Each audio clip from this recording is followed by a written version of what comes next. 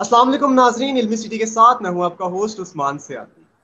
इल्मी city अपनी रवायत को बरकरार रखते हुए आज फिर एक दिलचस्प मौजू के साथ आपकी खिदमत में हाजिर हूं। नाजरीन, अगर हम इनफरादियत की बात करें तो माली मामलात की मनसूबाबंदी हमेशा से एक मसला रहा है कि किस तरह हम अपने अखराजात को अच्छे तरीके से चला सकते हैं, किस तरह ज्यादा से ज्यादा बचत कर सकते हैं और किस तरह अपने सारे एक्सपेंसेस और फाइनेंशियल मैनेजमेंट जो है वो कर सकते हैं। नाजरीन, इसी हवाले से हमें आज ज्वाइन किया है औरंगजेब सोहरवर्दी साहब ने। औरंगजेब साहब, अस्सलाम वालेकुम। वालेकुम सलाम जनाब, thank you very much for inviting me.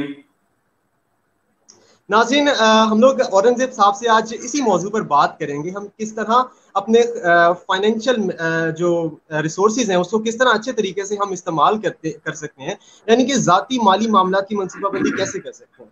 Aurangzeb साहब किसी तारुफ के मोहताज नहीं है, लेकिन फिर भी अगर मैं अपने सवालात के सिलसिले का आगाज़ करने से पहले औरंगजेब साहब का मुख्तसर सा तारुफ रखता चलूँ तो management trainer, financial management basically, और इसके अलावा बिजनेस राइटर, और आप अपना माइंड ग्रूमर्स के नाम से कंसल्टेंसी फर्म भी चला रहे हैं। औरंगजेब साहब, आपकी प्रोग्राम में शिरकत का बहुत बहुत शुक्रिया।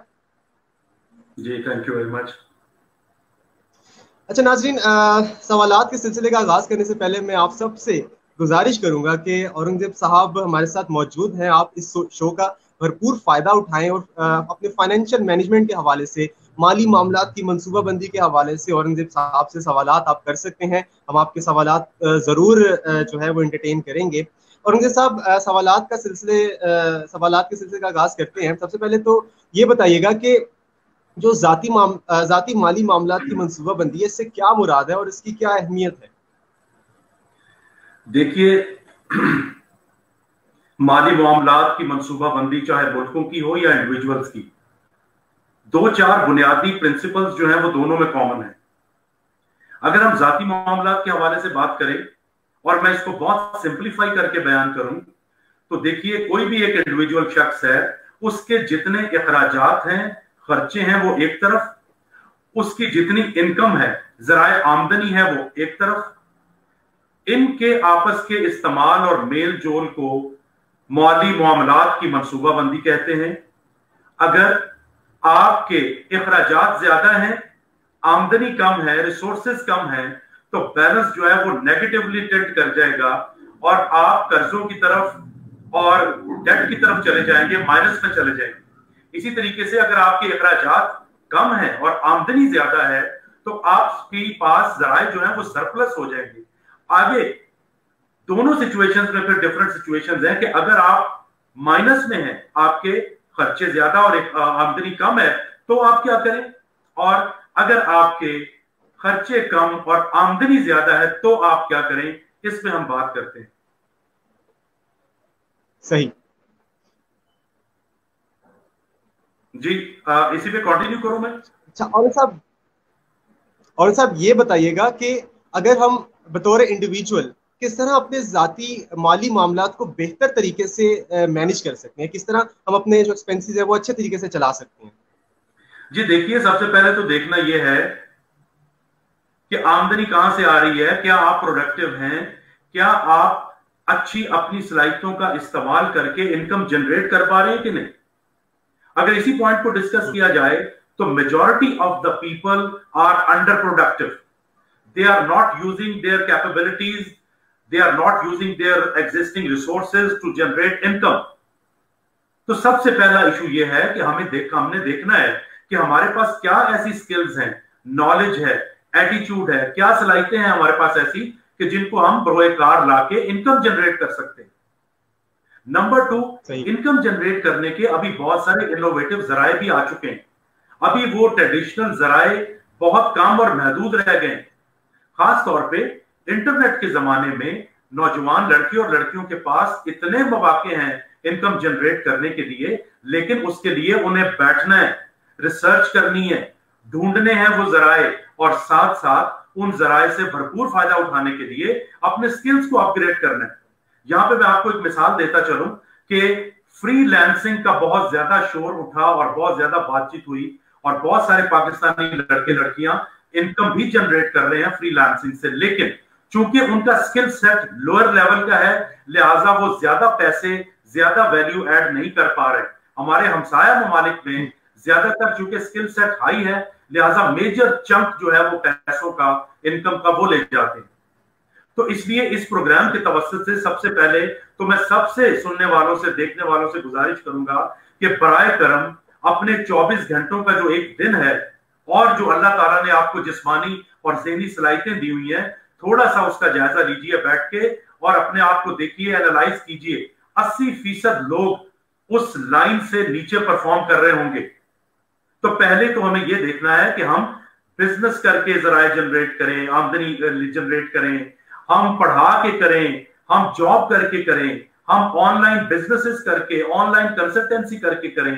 तो पहला स्टेप तो ये मैं बताऊंगा, या मैंने जो अर्ज किया आपसे, कि पहले हमें देखना है कि अपनी सलाहियतों के मुताबिक क्या हम इनकम जनरेट भी कर पा रहे हैं कि नहीं कर पा रहे।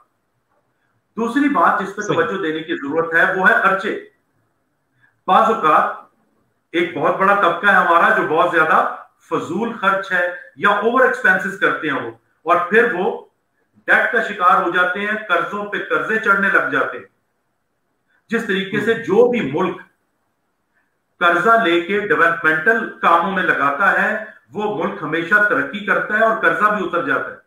लेकिन जो ममालिक कर्जा भी लेते हैं और नॉन डेवलपमेंटल एक्टिविटीज में पैसों को बर्बाद करते हैं, उन पे कर्जों का बोझ भी चढ़ जाता है और आगे जराए आमदनी भी जनरेट नहीं हो पाते। यही हाल इंडिविजुअल्स का है। तो इसलिए यहां पे मैं ये बताऊंगा, जैसे मैंने बात की, कि पहले तो आज के प्रोग्राम सुनने के बाद सारे के सारे लोग बैठ के ये सोचें कि क्या वो वाकई प्रोडक्टिव हैं, क्या वो इनकम जनरेट कर पा रहे हैं, और दूसरा अपने खर्चों की तरफ तवज्जो दें और देखें कि जितने उनके जराए आमदनी हैं उनके खर्चे भी उसी तरीके से महदूद होने चाहिए, ताकि अब जो मैं असल इंपॉर्टेंट बात बताने लगा हूं वो है सेविंग और इन्वेस्टमेंट की। चाइना की मिसाल यहां पे मैं आपको दूंगा कि चाइना में एक कल्चर है सेविंग का जो कि अवाम के अंदर बिल्कुल इंजेक्ट कर दिया गया है। उनकी गवर्नमेंट भी बहुत मनी सेवी है, इस वजह से उनको कर्जे लेने की जरूरत भी नहीं पड़ती। जब भी कोई मुसीबत आती है वो अपने ही जनरेट की हुई सेविंग में से इस्तेमाल करते हैं और बेहतरीन काम करते हैं। हमारे यहाँ मुल्की तौर पे भी और इंडिविजुअल तौर पे भी खुला खाने पीने का कल्चर है, जिसकी वजह से हम सेविंग की तरफ नहीं हो पाते। इसके अलावा बहुत सारी ऐसी कंपनीज हैं खाने पीने की और मोबाइल की और पता नहीं किस किस की, वो हर वक्त हमें ये एहसास दिलाते रहते हैं कि हमें स्पेंडिंग करनी है, खर्च करना है, जिससे मेजॉरिटी हम में से जो है वो अपने जराए आमदनी से ज्यादा खर्चे करते हैं और उसके बाद फिर हाथ पे हाथ धर के बैठते हैं या दोस्तों से, रिश्तेदारों से कर्जे लेते हैं और परेशानी में जिंदगी गुजारते हैं। सर, इसकी वजह क्या है? खासतौर पे स्टूडेंट्स में ये देखना आता है कि वो लोग अपने, यानी कि अपनी हैसियत से बढ़कर, या क्या इसकी वजह पीयर प्रेशर होती है कि वो अपने सराउंडिंग्स में देख के लोगों को अपनी हैसियत से ज्यादा बढ़कर खर्च करते हैं और सेविंग्स की तरफ नहीं आते? क्या ये वजह इसकी? जी उस्मान, सही बात है। देखिए, इसके बहुत सारे साइकोलॉजिकल फैक्टर भी हैं, सोशल फैक्टर्स भी हैं, कल्चरल फैक्टर्स भी हैं। साइकोलॉजिकल फैक्टर्स में चूंकि स्टूडेंट की एज ऐसी होती है, वो जल्दी हर बात को दिल पे ले लेते हैं। अपनी जराए आमदनी की कमी को पूरा करने के लिए बाज़ औक़ात वो एक बड़ा मजेदार सा वर्ड है, फड़े मारना, जमीन आसमान के कुलाबे मिलाना, बढ़ चढ़ के बात करना। उस वजह से भी वो अपनी इज्जत और अपनी झूठी शान बनाने के लिए अपने कोलीग्स में ओवर एक्सपेंसेस करते हैं और उसके बाद अपने माँ बाप पे एक्स्ट्रा बर्डन डालते हैं, एक्स्ट्रा प्रेशर डालते हैं। वहां से अगर चीजें ना पूरी हों तो लोन लेते हैं अपने दोस्तों और रिश्तेदारों से, और खुदा न खास्ता ये भी ना हो तो तीसरी हालत है कि वो हर किस्म का जुर्म करने पर तैयार हो जाते हैं ताकि वो खर्चे पूरे करने के लिए उनके पास पैसे आए। तो ये एक लामहदूद सिलसिला है। इस वजह से स्टूडेंट्स को खास तौर पे ना सिर्फ अपने टाइम का बेहतर इस्तेमाल करके, अपनी सलाहियतों का बेहतर इस्तेमाल करके अच्छे जराए आमदनी जनरेट करने चाहिए, लेकिन अगर वो ना हो पा रहे हो या कम हो पा रहे हो तो अपने खर्चे महदूद होने चाहिए ताकि उन पे कर्जों का बोझ ना चढ़े और वो बुराई की तरफ राग़िब ना हो। सही। आगे बढ़ने से पहले मैं अपने नाज़रीन से गुजारिश करूंगा कि जो ये शो देख रहे हैं, आप अपने सवालात लेकर हमारे शो का हिस्सा बने और औरंगजेब साहब हमारे साथ मौजूद हैं, आपके सवालों को भरपूर जवाब दिया जाएगा। हमारा मौजू आज का ये है कि हम जाती माली मामलात की मंसूबाबंदी किस तरह बेहतर तरीके से कर सकते हैं, किस तरह अपने खर्चों को अच्छे तरीके से चला सकते हैं, किस तरह फाइनेंशियल मैनेजमेंट कर सकते हैं। इस हवाले से आपके जहन में कोई भी सवाल हो तो पूछने से मत कतराइएगा। औरंगजेब साहब, अगले सवाल की तरफ आते हैं। आपने अभी ज़राए आमदन की बात की, ज़राए आमदन बढ़ाने चाहिए, वो स्टूडेंट के लिए खास तौर पर, या फिर भी अब एक फ्रेश ग्रेजुएट है उसके लिए वो कौन सी ऐसे ज़राए आमदन हो सकते हैं जिनके जरिए वो पैसे कमा सकते हैं ज्यादा से ज्यादा? देखिए उस्मान, ये रातों रात करोड़पति बनने की ख्वाहिश जो है ना, ये बहुत ही हमारी सोसाइटी के लिए मुसीबत बनती जा रही है। और हर वक्त आपको फेसबुक पे भी वर्कशॉप्स मिलेंगी, पैसा कमाने के तरीके, अर्न $1 मिलियन। ये किसी तौर पे भी मुनासिब नहीं है रातों रात अमीर बनने की ख्वाहिश और फिर उसके लिए जराए इस्तेमाल करना। जायज तरीके से, बेहतरीन तरीके से अपनी आमदनी बनाने के लिए 2 बेसिक चीजें चाहिए। पहली चीज दिमाग, सोचने वाला दिमाग जो तरह तरह के जायज तरीके ढूंढे इंटरनेट पे, मार्केट में, फिजिकली भी और वर्चुअली भी। ज्यादातर लोग सोचते नहीं है, दूसरों पे भरोसा करते हैं, सुस्ती और काहली का शिकार रहते हैं, लिहाजा वो एक्सप्लोर नहीं कर पाते बहुत सारी अपॉर्चुनिटीज ऑफ अर्निंग। दूसरी चीज, वक्त का परफेक्ट इफेक्टिव इस्तेमाल। ये बहुत कम खुशकिस्मत लोगों को आता है। हम फिल्म देखने बैठते हैं, कैंटीन पे बैठते हैं, सैर करने जाते हैं तो बैठे ही रहते हैं, करते ही रहते हैं, और वक्त के ये कीमती लम्हे हमारे हाथों से फिसलते चले जाते हैं। दुनिया में जितने भी लोगों ने अच्छा मकाम बनाया है, अच्छी अर्निंग की है, उसमें उन सब में एक क्वालिटी ये थी कि वो अपने वक्त का बेहतरीन इस्तेमाल करते थे। ये 2 चीजों की कमी है जिसकी वजह से लड़के और लड़कियां प्रॉपर तरीके से अपने सोर्सेज ऑफ इनकम जनरेट नहीं कर पा रहे। तीसरी चीज जो जिम्नी है और इंडायरेक्ट है, वो है जो भी आपको जराए आमदनी बढ़ाने का सोर्स मिले, उसके लिहाज से अपने स्किल सेट को अपग्रेड कीजिए भाई। बेसिक लेवल पे या स्किल्स के बगैर आप इनकम नहीं जनरेट कर सकेंगे। और वो स्किल सेट जो आपका बेहतर होता जाएगा, तो नई से नई मंजिलें आपके सामने आएंगी, हायर से हायर आपको कॉन्ट्रैक्ट्स मिलेंगे, प्रोजेक्ट्स मिलेंगे और आपकी मनी वैल्यू भी बढ़ती चली जाएगी। तो ये बेसिक इंग्रेडिएंट है अपने जराए आमदनी बढ़ाने का। वक्त का बेहतरीन इस्तेमाल, जहन का बेहतरीन इस्तेमाल रिसर्च के लिए, सोच के लिए, और तीसरा हायर स्किल सेट।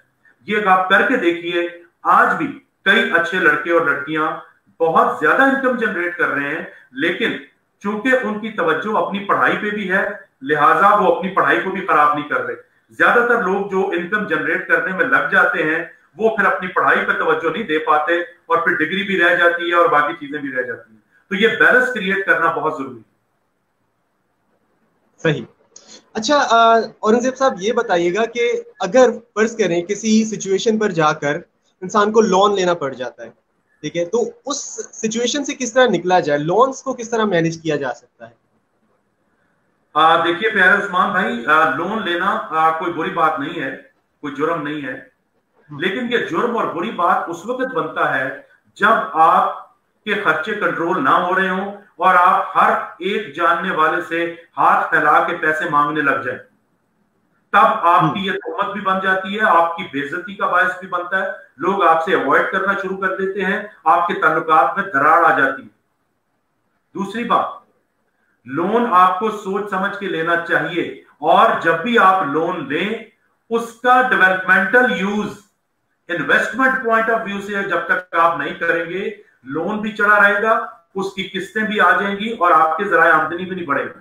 लिहाजा सोच समझ के लोन लेना चाहिए, लेकिन खास तौर पे उस इन्वेस्टमेंट के लिए या उस प्रोजेक्ट के लिए जिसमें आपको 5 गुना 10 गुना प्रॉफिट देना है, ताकि आपका लोन भी उतर जाएगा, आपकी इज्जत भी बरकरार रहेगी और आपका काम भी चलता रहेगा। लिहाजा लोन जरूर ले लेना चाहिए, लेकिन बहुत ही एक्सट्रीम सिचुएशंस में और बहुत अच्छी मंसूबाबंदी के साथ, बड़ी कैलकुलेशन के साथ। इस सूरत हाल में अगर आप लोन लेते हैं तो उसमें कोई हर्ज नहीं। सही। आगे बढ़ते हैं। आगे बढ़ने से पहले मैं एक दफा फिर अपना मौजू दोहराता चलूं, जिन ऑडियंस ने हमें अभी अभी ज्वाइन किया है, मैं बताता चलूं कि हम लोग बात कर रहे हैं औरंगजेब साहब से फाइनेंशियल मैनेजमेंट के ऊपर, किस तरह हम बेहतर अंदाज से अपने घर के खर्चे और अपने फाइनेंशियल रिसोर्सेज का इस्तेमाल करते हुए एक बेहतर तरीके से हम अपनी फाइनेंशियल मैनेजमेंट जो है वो कर सकते हैं। और रंजीत साहब, मेरा अगला सवाल आपसे ये है कि किस तरह हम लोग एक अच्छी इनकम जनरेट करने के बाद अपने खर्चे उस हिसाब से मैनेज कर सकते हैं, क्योंकि हमारे खर्चे हमारी इनकम के बराबर होने चाहिए या कम होने चाहिए, इसके बारे में क्या कहेंगे? जी, मैंने जैसे पहले बात की है, देखिए खर्चे जो है वो इनकम के बराबर हों तो बात तो अच्छी है, लेकिन वो आपकी ग्रोथ के लिए, आपकी तरक्की के लिए, आपकी सस्टेनेबिलिटी के लिए अच्छी नहीं है। आप फिर एक नॉर्मल रूटीन लाइफ गुजारते रहेंगे। अगर आपने तरक्की करनी है, ग्रोथ लेके आनी है, तो आपके खर्चे आपकी इनकम से लाजमी कम होने चाहिए। और उसकी मैंने वजह बता दी कि वो जो बचत होगी आपकी, वो है आपका एसेट, जिसको आप मुख्तलिफ प्रोजेक्ट्स में इन्वेस्ट कर सकते हैं, नए मंसूबे बना सकते हैं, नई नई जगहों पे अपॉर्चुनिटीज को एक्सप्लोर कर सकते हैं, और वो आपकी दिन दुगनी और रात चुगनी जो इनकम जनरेट होगी वो उस गैप से होगी, उस बचत से होगी। लिहाजा खर्चों को कंट्रोल करना is very important for growth and successful life. अच्छा औरंगजेब साहब, ये बताइएगा कि खर्चे जो हैं वो हमारे जो हमारी सराउंडिंग्स होती हैं, जो हमारी कम्युनिटी है, हमारी फ्रेंड्स हैं, उनको कंट्रोल करने के लिए क्या आपको वो फ्रेंड्स, अपने सर्कल भी चेंज करना पड़ता है, या आप उसके बावजूद भी अपने खर्चों को मैनेज कर सकते हैं? हाँ उस्मान, लगता है आप इस मुश्किल का शिकार हैं, इसलिए आप बड़ी मजेदार बातें कर रहे हैं, ऐसा ही है? बिल्कुल सर, आप कह सकते हैं। अच्छा, देखिए आपने खुद ही जवाब दे दिया। आपको खुद देखना है कि आपके इर्द गिर्द रिश्तेदार, दोस्त, अहबाब और आपके ताल्लुक वाले कैसे लोग हैं। अगर वो आप पे बोझ बन रहे हैं, या अपने शौक की खातिर या अपने कल्चर की खातिर वो आपकी जेब पे असरअंदाज हो रहे हैं, तो डेफिनेटली उस कंपनी को चेंज करना बहुत मुनासिब होगा। इसी तरीके से घर में कई लोग होते हैं जो बहुत शाह खर्च होते हैं, दोस्तों में कई लोग होते हैं जो बहुत ज्यादा पैसे उड़ाने पे बिलीव करते हैं। तो जब आप इस पॉलिसी पे चल पड़ते हैं तो उसमें दो चीजें नहीं करनी आपने। बहुत ज्यादा इसराफ, खुला खर्च करना भी बहुत बुरी बात है, इखलाकी तौर पे भी, मुआशी तौर पे भी और मजहबी तौर पे भी। लेकिन कंजूसी भी बहुत बुरी बात है, बचा बचा के रखना पैसे, कंजूसी करना, वो भी एक बड़ी अजीबोगरीब आदत है। लिहाजा एक बैलेंस क्रिएट करना, जहां पे खर्च करने की जरूरत है वहां पे मुनासिब खर्च किया जाए, और जहां पे खर्च करने की जरूरत नहीं है वहां पे बिल्कुल कंट्रोल किया जाए। तो लिहाजा आपको देखना है अपने हल्का अहबाब को भी, और अगर आपका हल्का अहबाब सेविंग्स नहीं होने दे रहा आपकी, तो आप उन्हें समझा सकते हैं, गाइड कर सकते हैं, अपना मौक़िफ़ बयान कर सकते हैं। अगर फिर भी बात ना माने तो आपका उससे अलहदा हो जाना लाजमी है, ताकि आपके जो मंसूबे हैं, आपकी जो ग्रोथ है, आपकी जो इन्वेस्टमेंट है, वो खराब तो ना हो।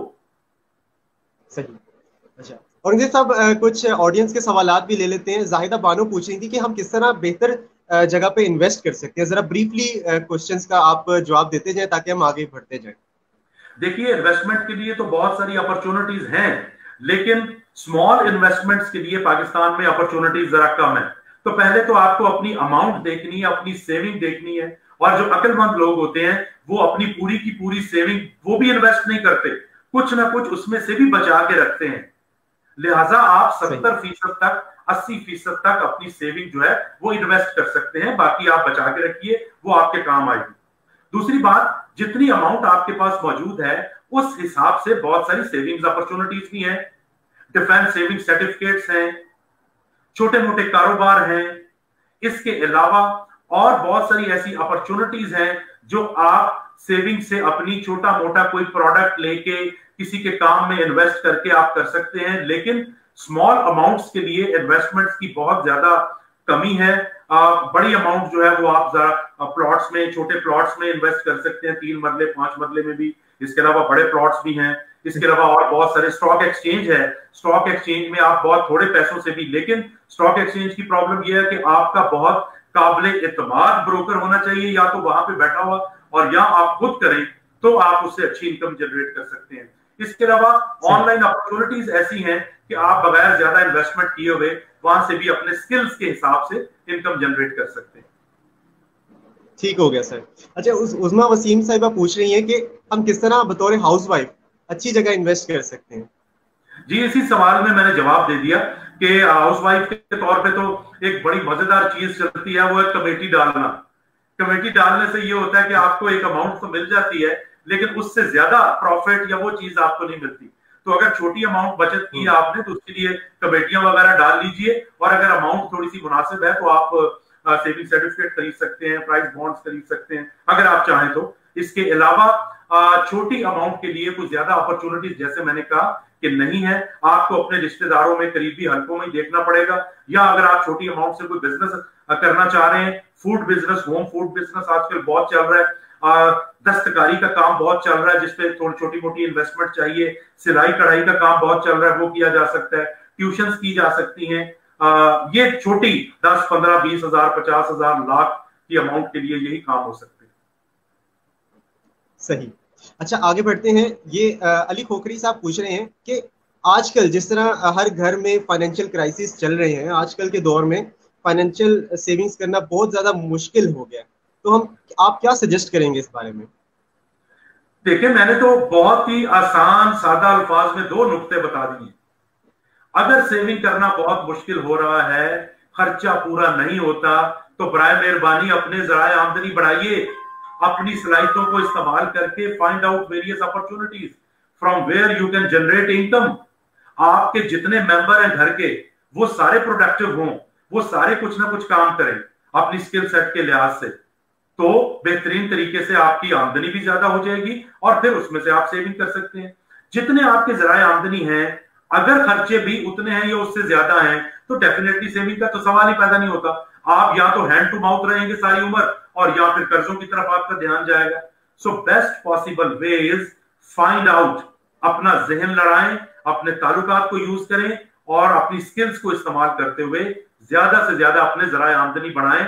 सिर्फ खर्चों की तरफ और बचत नहीं हो रही, बुरे हाल हैं, हर वक्त ये बात करना बिल्कुल मुनासिब नहीं है। मैदान में आए और अच्छे काम करें, इनकम जनरेट करें अपनी। सही। अच्छा, अमीन खान पूछ रही हैं कि how can we use bank account for saving, यानी कि इस सवाल को इस तरह ले लेते हैं कि एक स्टूडेंट को बैंक अकाउंट कब खोल लेना चाहिए? देखिए, बैंक अकाउंट जो है वो आपका पैसा वहां पे सेफ रहता है, और आपको उसके ऊपर, अगर आप सेविंग अकाउंट में हैं तो वो कोई इंटरेस्ट भी देते रहते हैं। लेकिन ये कोई ऐसा बड़ा बचत का तरीका या कोई बड़ी अच्छी इनकम का जरिया नहीं है। लेकिन सेविंग अकाउंट जिसकी भी कोई थोड़ी बहुत आमदनी आ रही है, वो अगर खोलना चाहे तो खोल लें। लेकिन साथ साथ ये भी देखें कि बैंकों ने भी अपनी वो कटौती करते हैं, अपनी इतनी रकम से ज्यादा निकलवाएंगे तो वो पैसे चार्ज करते हैं, और ये छोटी मोटी चीजें भी हैं। फिर आपकी वहीं पे बैंक में ज़कात भी कट जाती है, वो तो खैर अल्लाह की राह में आप देते हैं तो वो उसका अजर तो अल्लाह देगा आपको। लेकिन बैंक अकाउंट कोई इतना बड़ा सोर्स ऑफ बचत या रेवेन्यू जनरेशन या इनकम जनरेशन नहीं है। लेकिन अगर ये हो भी जाए, सेविंग्स में कुछ अमाउंट पड़ी हो, तो एक खास हद तक प्रॉफिट जो है वो बैंक आपको देता रहता है। सही। अच्छा, माजिद अली पूछ रहे हैं कि सैलरी वाले हजरात किस तरह अपने एक्सपेंसेस को मैनेज कर सकते हैं, क्योंकि मंथली बेसिस पर पैसा आना होता है और एक फिक्स्ड अमाउंट आनी होती है, तो अपने खर्चे किस तरह मैनेज कर सकते हैं उस हवाले से? देखिए, ये वही सवाल है जो सारा मैं एक्सप्लेन कर चुका हूं। बराए मेहरबानी बैठिए और नजर दौड़ाइए अपने खर्चों के ऊपर। तो सबसे पहला तरीका है, खर्चे कम कीजिए। अगर आप कहते हैं कि नहीं ये बिल्कुल पॉसिबल नहीं है, तो दूसरा तरीका है इनकम जनरेट कीजिए। इसके अलावा तीसरा तो कोई तरीका नहीं है सिवाय परेशानियों के और टेंशनों के और कर्जों के। These are the simplest ways, either cut your expenses और look for the opportunities to generate income, that's all. कोई रॉकेट साइंस नहीं है इसमें। सही। चले सर, प्रोग्राम काम की तरफ लेके जाते हैं। आप अपने फाइनल वर्ड्स अगर देना चाहें कुछ स्टूडेंट्स के लिए या फ्रेश ग्रेजुएट्स के लिए, कि वो किस तरह अपने खर्चों को अच्छे तरीके से मैनेज करके सेविंग्स कर सकते हैं ज्यादा से ज्यादा। देखिए, मैं तो दरखास्त भी करूंगा, इल्तिजा करूंगा, सजेस्ट करूंगा कि हमारे मुल्क में सेविंग्स की पोजीशन फैमिलीज में भी और मुल्की लेवल पे भी खतरनाक हद तक डाउन है। सो प्लीज बचत की आदत डालिए। आप देखेंगे कि आपकी जिंदगी की मुश्किलें आसान होनी शुरू हो जाएंगी। उसके लिए 2 मेन मैंने आपको तरीके बता दिए हैं कि जनाब अपने खर्चे कम कीजिए, और अगर आप समझते हैं कि बहुत जायज और मुनासिब खर्चे हैं जो कम नहीं हो सकते, तो अपने जराए आमदनी बढ़ाइए। बचत की आदत जब तक आप नहीं डालेंगे, जो कमाया वो खर्च कर दिया, उड़ा दिया, आप हमेशा मुश्किल का शिकार रहेंगे। तीसरी चीज मैंने आपको बताई कि वक्त का बेहतरीन इस्तेमाल और ज़हन का बेहतरीन इस्तेमाल करके आप बहुत सारे सोर्सेज ऑफ इनकम जनरेट कर सकते हैं। जब तक हम ये आदत नहीं अपनाएंगे हम मुश्किल में रहेंगे, चाहे हमारी आमदनी जितनी मर्जी बढ़ जाए या कम हो जाए। अगर हमें सेविंग की आदत नहीं है हम मुश्किल में रहेंगे। Thank you very much. ठीक, औरंगजेब साहब आपका बहुत बहुत शुक्रिया, आपने आज हमारे लिए वक्त निकाला। मैं अपने नाजरीन से भी कहूँगा कि आपका बहुत बहुत शुक्रिया कि आप हमारे प्रोग्राम में भरपूर आपने शिरकत की। और अगर आपने कोई सवाल औरंगजेब साहब का मिस कर दिया है तो ये शो आप दोबारा देखिए, और इंशाल्लाह मुझे तो बहुत फ़ायदा हुआ है, इंशाल्लाह आप लोगों को भी फ़ायदा होगा कि किस तरह आप अपने फाइनेंशियल रिसोर्सेज को बेहतर तरीके से इस्तेमाल कर सकते हैं और अपने खर्चों को मैनेज कर सकते हैं। औरंगजेब साहब एक दफ़ा फिर आपने वक्त निकाला, बहुत बहुत शुक्रिया। नाजरीन में अपने होस्ट उस्मान सियालवी को दीजिए इजाजत, और मिलते हैं अगले प्रोग्राम में एक नए शो के साथ, नए मौजू के साथ। तब तक के लिए अल्लाह हाफिज। Thank you Usman.